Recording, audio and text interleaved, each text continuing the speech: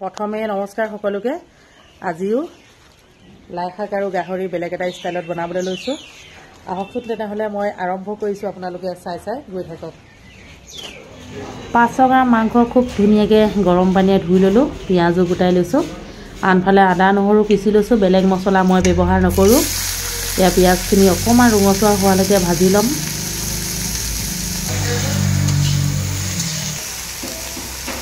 পিঁয়াজৰ লগতে নিমখ আৰু হালধি সোৱাদ অনুসৰি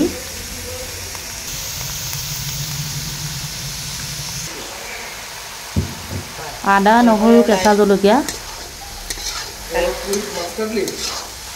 কালি মানে বইল বনালোঁ আজি আটাইখিনি এবাৰ ভাজি ল'লোঁ। এতিয়া লাহেকৈ মাংস আহি গ'ল।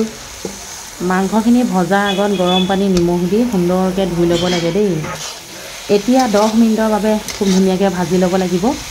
আটাইখিনি সময় মই কেমেৰাত বন্দী কৰা নাই, সকলোৱে নিশ্চয় বুজি পাইছে।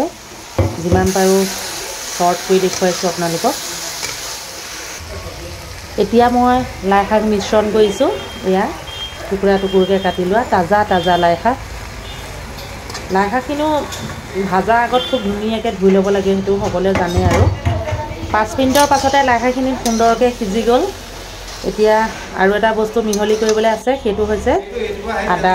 এয়া শেষত মানে আদা অলপ দি পেলাই আৰু 4-5 মিনিটমান এনেধৰণে খুব ধুনীয়াকৈ ভাজি দিলে খাই বহুতেই ভাল লাগে। মই আজি কোনো ধৰণৰ পানী ব্যৱহাৰ কৰা নাই। লাই শাকত যিটো পানী আছিলে তাকে সিজি আছিলে। শেষত অকণমান লাগি ধৰিছে, সেইবাবে আধা কাপ মাত্ৰ গৰম পানী যোগ কৰিছোঁ। এয়া চাওক, গোন্ধটো বহুত ধুনীয়া লাগিছে দেই। কাৰ লোভ লাগিছে ক'ব। আৰু আমাৰ গোলাঘাট জামুগুৰিলৈ যদি আহে, আগতীয়াকৈ মোক আহিছোঁ বুলি কৈ দিব। আপোনালোককো এনেধৰণে বনাই খুৱাম। আজিলৈ আহিছোঁ, কেনে লাগিলে জনাব। Bye bye.